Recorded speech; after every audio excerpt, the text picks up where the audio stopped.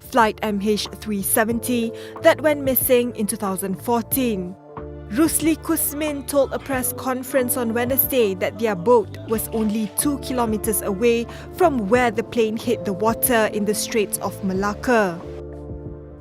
In the vast silence of the South China Sea, stories often go unheard, drowned beneath waves and official reports. Yet, beyond satellite data and deep-sea scans, human witnesses hold fragments of truth, fragments that challenge the narratives crafted in boardrooms and control towers. What happens when human witnesses see what technology misses? How do we reconcile fragmented memories with cold data?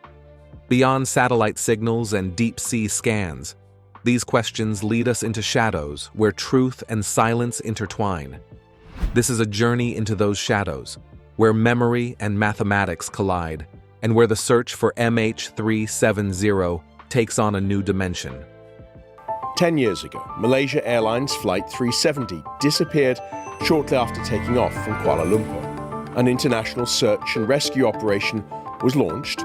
Officials spent more than 4 years and hundreds of millions of dollars looking for MH370. On the humid night of March 8, 2014, Malaysia Airlines Flight 370, MH370, on every departure board, slipped its moorings at Kuala Lumpur International Airport. A routine red-eye to Beijing, 6 hours gate to gate, flown by a seasoned crew inside a Boeing 777-200ER, one of the safest aircraft in commercial service.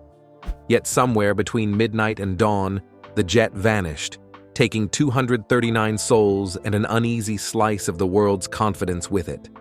In the decades since, billions of dollars and untold computational hours have been poured into the hunt. Supercomputers parsed satellite handshakes, sonar drones mapped previously unseen trenches, and ocean drift models filled conference screens from Perth to Paris. The public was swept along by a torrent of data-driven narratives, charts, pings, and probabilities that promised a solution just beyond the horizon. But in the roar of speculation and the blizzard of digital breadcrumbs, quieter, earthier testimonies went unheard. Eyewitnesses on fishing boats, coastal villagers, radar technicians constrained by protocol. This documentary script chooses to begin there, in the human margins, where memory and emotion refuse to fade, where the pulse of lived experience challenges the cold algorithms of search grids and flight paths. It reassembles the official timeline, then collides it with neglected voices, asking whether the greatest aviation mystery of the century was prolonged, perhaps even created, by our modern faith in data over direct experience. Across 7 parts and roughly 4,000 words, we travel from the calm dawn waters of the Strait of Malacca to the political war rooms of multiple nations, from high-tech search vessels plying the southern Indian Ocean to a lone fisherman who finally broke a 5-year silence. Each chapter layers facts, feelings, and forensic clues until a new, unsettling picture emerges. MH370 may have died far closer and far earlier than the official arc suggests. This is not conspiracy for conspiracy's sake. It is an appeal for balance, technology and testimony, algorithms and eyewitnesses. Only by braiding those strands can we hope to pierce the silence that still hangs over 239 unfinished stories. Silence that whispers warnings about the limits of our tools and the human cost of ignoring those who saw with their own eyes. Part 1. Voices from the Strait. Witnesses in the shadows. The sea was eerily glassy that Saturday morning, as if an invisible hand had flattened every ripple.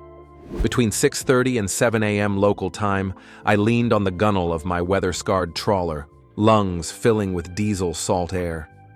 The horizon bled orange where dawn met water. A mechanical hum seeped into the hush, deeper than a cargo ship engine, smoother than the whine of patrol craft. Instinctively, I stared upward. Out of the dim sky slid a shape, broad wings, twin engines, undercarriage retracted. Too low, too slow, too silent. From a nearby Indonesian longliner came a shout in fractured English. "Brother, that plane will fall!" We scrambled, boots thudding on wet planks. The jet did not fall. It drifted in a wide spiral, nose almost level, tail scribbling a ribbon of black smoke. No flames, no strobe of emergency beacons. Its left wing dipped as though nudging an invisible runway. In that fragile moment, 5 details seared into my mind. Sound. A muted rush, as if the engines were throttled back, distant but ominous. Smoke, thin, dark, continuous, trailing behind like a dark brushstroke against the pale sky. Bank angle, shallow, deliberate, as if the pilot coaxed the plane through a slow dance with gravity. Descent rate, slow enough to count heartbeats, slow enough to feel disbelief swell. Odor. Minutes later, an acrid, battery acid tang drifted across the deck, sharp and invasive, lingering like a threat. Then the horizon swallowed the aircraft. Sky resumed its blank stare. Waves forgot to breathe for several seconds. Only my pulse hammered proof that something colossal had passed. Hours later, crackling radios delivered incredulous news. A 777 from Malaysia to China missing. Malaysia Airlines Flight MH370 has been launched more than a decade after the plane went missing. The search will cover 15,000 square kilometres and be led by British firm Ocean Infinity.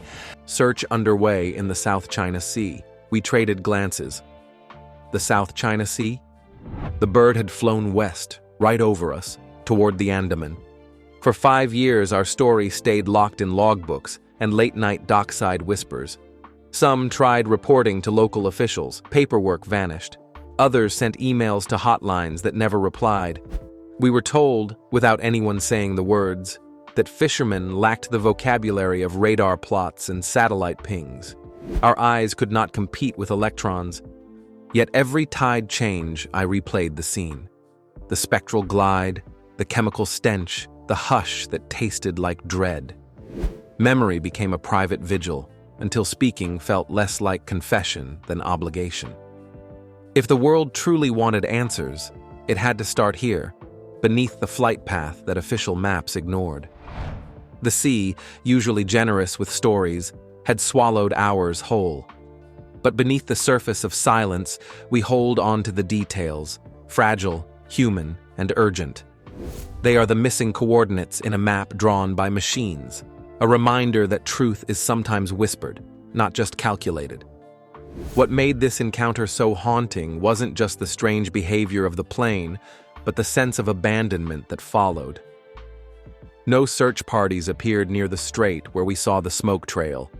No rescue ships swept the waters around us. Instead, the official search veered eastward, beyond the horizon, into vast ocean expanses where few live to witness.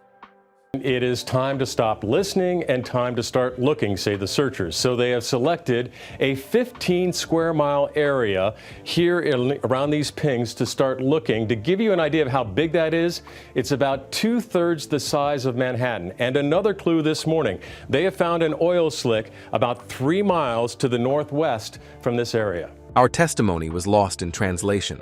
Between languages, between technical jargon and lived experience, between institutional priorities and grassroots urgency. We felt the cold absence of acknowledgement as deeply as the loss of the plane itself. And yet, the persistence of these silent witnesses endures. The fishermen who scan the sky daily, the sailors who sail the route for decades, they are the custodians of a different kind of data. It is raw, sensory, imperfect, and that is its power. It challenges the sterile certainty of technology with the messy reality of human perception. Our voices are the echoes of a vanished plane, the last human trace in a story dominated by satellites and sonar. If the world listens carefully, these shadows might yet illuminate the path toward understanding what really happened over the strait that morning. Part 2. Turn back, the hour the sky went quiet. At 00:41 a.m., MH370 lifted from runway 32R, its Rolls-Royce Trent engines carving luminous spirals into humid air. Inside, honeymooners planning a Great Wall selfie, Semiconductor engineers returning to Beijing fabs, children nodding into sleep as cabin lights dimmed. Flight progress from takeoff to 1:19 a.m. was textbook. Captain Zahari's "Good night, Malaysian 370" to Kuala Lumpur. ATC sounded unhurried, routine, reassuring. At 1:21, as the jet approached Vietnamese airspace, its transponder code disappeared. In the same 60-second window, ACARS, an automatic maintenance uplink, ceased. Civilian radar screens blinked blank. Malaysian military radar, however, still tracked a target. Squawk less, but matching MH370's size and speed. It made a precise left-hand turn over waypoint IGARI, doubled back across the peninsula, and threaded the narrow air corridor of the Strait of Malacca. It climbed to 35,700 feet, descended to 23,000, climbed again, maneuvers impossible without either autopilot inputs or a conscious crew. On the ground, families slept unaware. At 2:40 a.m., Beijing's arrivals board still promised a 6:30 touchdown. By 3:30, airline reps phoned spouses, voices tight with rehearsed calm. "Please do not worry. We have lost contact, but it may be technical." Worry, of course, erupted into dread and disbelief. Back in Kuala Lumpur, an emergency center convened. Airline managers, Air Force officers, government liaisons. International protocols required immediate distress escalation after 30 minutes of lost comms. Yet bureaucratic gears ground slowly, their teeth greased by caution and face-saving instinct. Only at 7:24, nearly 6 hours after the transponder blinked out, did Malaysia issue an official alert. In those lost hours, scrambled jets might have intercepted, satellites could have been retasked, merchant vessels could have been warned to keep watch. Instead, the world inherited a black hole timeline, 60 critical minutes of flight path known only to a handful of radar technicians bound by secrecy. Grief metastasized into suspicion. How could a plane generating secondary radar returns 12 minutes after turnback be filed as missing over the South China Sea? How could a Mayday frequency remain silent through deliberate course changes? The questions birthed a hydra of theories, some plausible, many grotesque, but all fed by the same nutrient: silence where there should have been signal. Families wrestled not only with loss, but with the growing realization that the official timeline was a partial truth. In the quiet hours between protocol and panic, a tragic story was rewritten, and many felt it was rewritten wrong. This gap between military radar detection and civilian awareness exposes more than technical failure. It reveals systemic fragmentation in international aviation security. The transponder's sudden silence was a red flag, one that should have triggered immediate military interception or at least rapid alert. Instead, jurisdictional boundaries and bureaucratic inertia created a fatal delay. Had jets scrambled sooner, had satellites been tasked to track the military radar blips, perhaps MH370's path might have been narrowed or intercepted. Instead, vital minutes slipped away, lost in the labyrinth of communication protocols and political sensitivities. This silence was deafening for those left behind. The families who called in hope found only scripted reassurances. The investigators were hampered by incomplete data and conflicting accounts. Public faith in official narratives faltered. Yet beneath this official veil, alternative accounts, like those of the fishermen and radar technicians, began to surface, challenging the neat story of disappearance over the South China Sea. They suggested a plane still flying, still alive on military radar, still holding secrets in the night sky. The fractured timeline of that early morning became a crucible where technology, human error, and political caution collided. It invites a deeper question.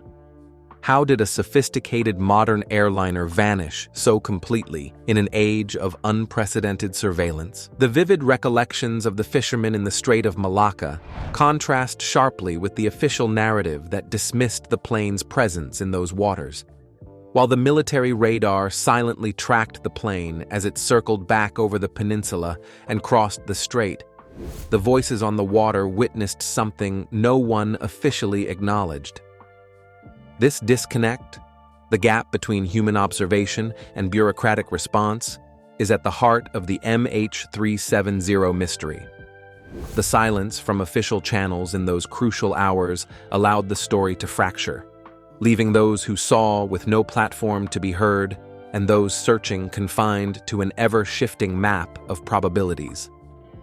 By weaving these perspectives together, those who saw the plane low and smoking and those who tracked it blinking off radar, we begin to understand the profound complexity of a disappearance that was as much about communication breakdowns and political boundaries as it was about a missing aircraft. The vivid recollections of the fishermen in the Strait of Malacca contrast sharply with the official narrative that dismissed the plane's presence in those waters. While the military radar silently tracked the plane as it circled back over the peninsula and crossed the strait, the voices on the water witnessed something no one officially acknowledged. This disconnect, the gap between human observation and bureaucratic response, is at the heart of the MH370 mystery. The silence from official channels in those crucial hours allowed the story to fracture, leaving those who saw with no platform to be heard and those searching confined to an ever-shifting map of probabilities. By weaving these perspectives together, those who saw the plane low and smoking and those who tracked it blinking off radar, we begin to understand the profound complexity of a disappearance that was as much about communication breakdowns and political boundaries as it was about a missing aircraft. Part 3. The seventh arc, Chasing Ghosts in the Data. When surface searches of the Gulf of Thailand found not so much as a seat cushion, investigators pivoted to mathematics. Inmarsat engineers disclosed that MH370's SATCOM antenna had exchanged 7 handshake pings with I-3F1, a geostationary satellite over the Indian Ocean. Each ping stamped a time delay, which, combined with orbital geometry, placed the aircraft somewhere along a vast curve later branded the seventh arc. Computational models traced 2 hemispheric corridors, a northern path toward Kazakhstan and a southern path plunging into the Indian Ocean. Doppler shift analysis, they said, favored the south. By day 10, fleets repositioned to coordinates remote even by mariner standards, waters 4 to 6 kilometers deep, strafed by winter gales. For the public, the science sounded irrefutable. Few knew how many assumptions underpinned the trigonometry. The pings revealed distance but not bearing, included uncalibrated biases, and relied on approximations of aircraft speed. Still, the numbers felt tangible in a crisis starved of facts. The seventh arc became gospel, etched into maps, echoed in headlines. Between 2014 and 2017, 120,000 square kilometers of seabed were scanned. Sonar mosaics revealed extinct volcanoes, shipwrecks, whale carcasses, everything except a 777. Costs soared, political patience thinned, and headlines cooled. Then July 2015, a barnacle-encrusted flaperon washed ashore on Réunion Island. Serial numbers screamed Boeing 777. Confirmation ignited hope, but also confusion. How had debris drifted 8,000 kilometers northwest against prevailing currents predicted for the theoretical crash zone? Subsequent finds in Mozambique, Mauritius, Tanzania extended the paradox. Oceanographers revised drift matrices. Some results quietly pointed back toward the northern entrance of the Malacca Strait. Yet budgets were spent. Florida's coral reefs have long attracted divers and fishers from all over the world. Now a Suncoast expert says they're on the brink of extinction. But with the help of government funding, researchers at Mote Marine Lab expect to save 50,000 corals. Contracts inked and national pride staked on the southern thesis. Search ships pressed on until January 2017, when the tripartite task force, Malaysia, China, Australia, declared no further credible leads. The deep ocean exhaled secrecy again, untouched since. Amid the silence, academics debated. Some insisted the math held, others questioned its assumptions, urging fresh eyes on old data. The seventh arc became a symbol of both scientific triumph and tragic limitation, a ghostly curve where hope and frustration met. Part 4. The Politics of Disappearance. Tragedy invites empathy. Mystery invites power plays. In the early hours, neighboring nations hesitated to share primary radar assets, wary of exposing defense capabilities. Malaysia withheld military plots for days. China censored online speculation. The US offered FBI assistance, but guarded its satellite intel. Each actor feared diplomatic blowback more than investigative delay. Inside Malaysia, government spokespeople oscillated between reassurance and grim admission, their press briefings punctuated by contradictory timestamps. Critics accused officials of valuing political stability above transparent crisis management. International outlets used stronger language: cover-up, obfuscation, negligence. Meanwhile, Boeing fielded liability teams, insurers assessed actuarial fallout, and intelligence agencies pursued side quests. Was sensitive cargo on board? Could hijackers aim for Diego Garcia? Were pilots coerced? Every fork produced classified annexes, never shared in full. By the time Inmarsat released partial raw data, under mounting pressure from scientists and families, the trust deficit was terminal. Transparency dripped rather than flowed, fostering a greenhouse for conspiracy. Each withheld radar tape, each redacted page, convinced relatives that governments knew more than they confessed. Politics also shaped geography. Had MH370 crashed in literal Southeast Asian waters, 10 years since Malaysian Airlines Flight 370 mysteriously disappeared en route to Beijing. Families gathered this weekend to remember their loved ones. The Malaysian transport minister told the families the country may charter another search effort. responsibility, and perhaps blame, would rest squarely on regional navies. A Southern Ocean grave, however, diffused culpability into the void. Some observers argue the Seventh Arc plan offered a politically convenient cul-de-sac, heroic, expensive, and safely distant. Meanwhile, families grew weary but resolute. The labyrinth of classified intelligence, diplomatic tightropes, and media posturing compounded grief with mistrust. What began as a search for truth was co-opted into a theater of competing interests. The disappearance was no longer merely an aviation mystery. It had become a prism reflecting fractured geopolitics, bureaucratic inertia, and the peril of secrets in the digital age. Part 5. The Fisherman's Map. Testimony resurfaces. Enter Rusli Kuzman, Riau Island's net captain, who in 2019 unfolded a salt-stained chart before Jakarta journalists. Two penciled X marks fixed 5 degrees 32 minutes north, 95 degrees 28 minutes east, northwest entrance to the strait.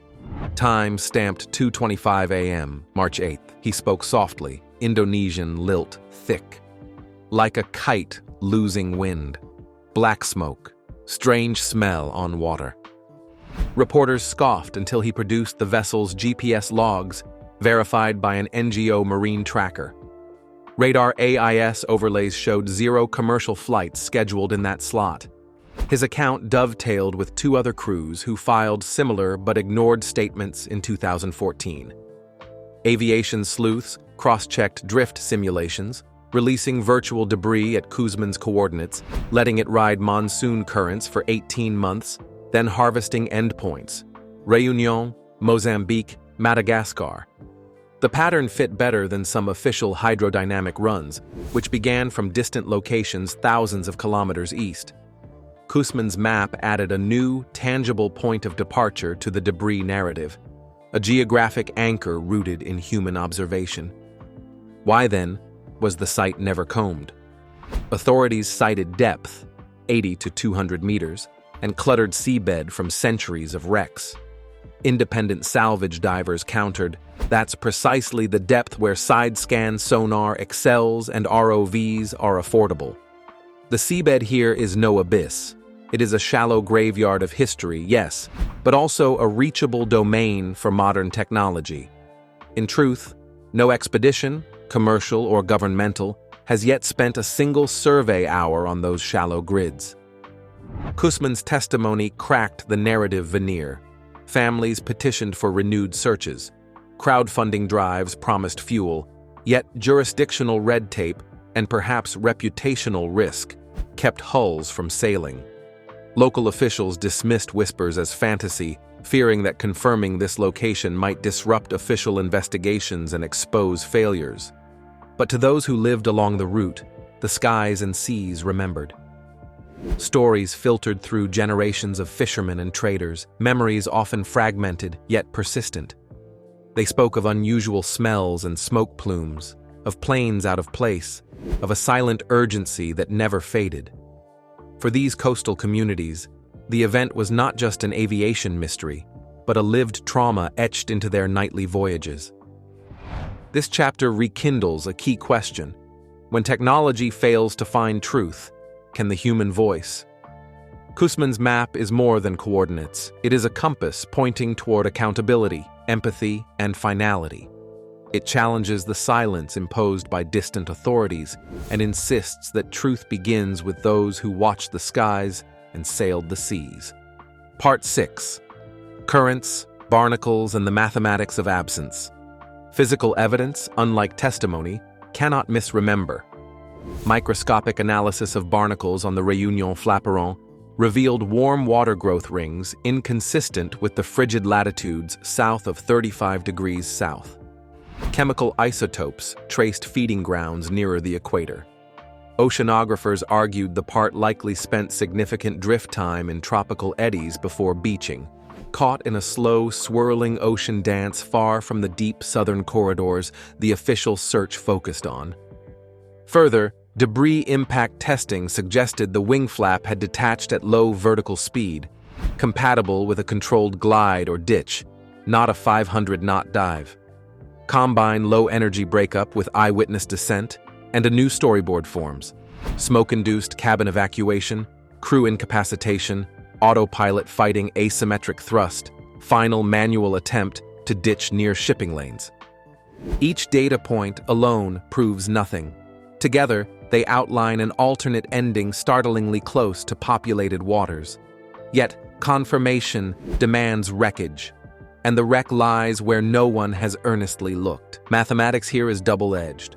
Ocean current models try to reconstruct a journey that depends on shifting winds, tides, and storms, variables that resist neat formulas. Each revision inches closer to the shallow strait zones dismissed by the official search. When debris drifts are recalculated with Kussmann's coordinates as a starting point, models predict arrival points matching the mysterious debris finds scattered across the western Indian Ocean rim. Moreover, the narrative of a high-altitude, rapid disintegration conflicts with forensic evidence on recovered parts, prompting questions about whether MH370's final moments were less catastrophic and more tragic in their drawn-out uncertainty. The wreckage does not bear the scars of explosive decompression or mid-air breakup, but suggests a slower, agonizing descent with moments of fragile control. This chapter asks us to consider the possibility that silence and absence in deep ocean zones are not merely a result of technical limitations or natural obstacles, but potentially a conscious choice influenced by incomplete models, partial evidence, and complex political risk. The search for MH370 has long been framed by vast, remote expanses where the ocean's depth and the limitations of technology create formidable barriers. Yet, ignoring shallower, more accessible zones, areas that could realistically be surveyed with current technology, raises critical questions. Could this avoidance be a deliberate sidestep, motivated by a desire to evade politically uncomfortable truths, challenge established narratives, or admit fallibility in the early investigative decisions? When we overlay drift models, analyze barnacle chemistry on recovered debris, and weigh eyewitness testimony from those who saw the plane's final moments, a different geography of disappearance emerges. This alternative map places MH370 not lost in some distant abyssal grave at the edge of the ocean, but instead lurking much closer to heavily trafficked shipping lanes, beneath waves crossed daily by countless vessels, aircraft, and satellites. It is a location paradoxically near the world's watchful eyes, yet somehow still unseen, hidden in plain sight by a combination of technical, political, and bureaucratic blind spots. This reality demands a reassessment of assumptions and priorities in the ongoing quest for answers. Part 7: Echoes in the Deep: What Remains Unsearched. Satellite altimetry shows the Malacca seabed pocked with gentle silt plains, average depth 150 meters. A kindergarten pool compared with the canyons scanned off Western Australia. A modern multi-beam vessel could grid Kuzman's box in 72 hours. A magnetometer could flag titanium landing gear. An ROV could stream video within days. Cost: a rounding error beside the billions already spent. So why no sonar wake? Some site funding fatigue, others legal wrangles over territorial waters. But dig deeper, and another motive appears: fear of what such a find would rewrite, flight path models, liability chains, even geopolitical trust. Discovering MH370 10 miles from busy shipping lanes would indict every decision tree built on the seventh arc. This absence of effort sustains absence of proof. It becomes a self-perpetuating loop where the lack of search justifies the lack of evidence, and the lack of evidence justifies no search. Meanwhile, families, communities, and independent investigators push for transparency and renewed commitment to the truth.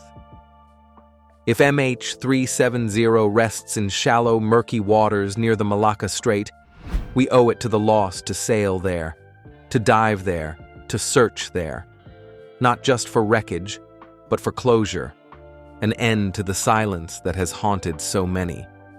This documentary closes with a call, not just for data, but for justice, for transparency, for remembering the human voices beneath the silence, for challenging assumptions, and for honoring 239 stories that deserve more than mystery. The sea remembers. The fishermen remember. Now it is time for the world to listen and act.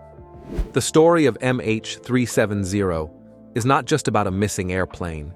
It is about the fragile intersection of human experience, technology, and the vast unknown. For years, official narratives have focused on algorithms and distant signals, often sidelining the voices of those who saw and felt something real, those who lived along the flight path, who witnessed the unexplained, who hold pieces of a puzzle no machine has fully solved.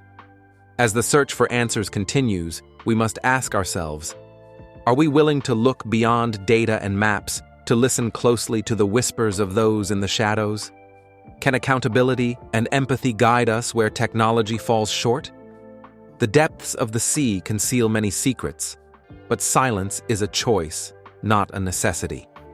To honor the 239 lives lost, the missing pieces must be sought not only with sonar and satellites, but with courage, transparency, and respect for every human voice caught in this tragedy. Only then can the story of MH370 move from mystery to meaning.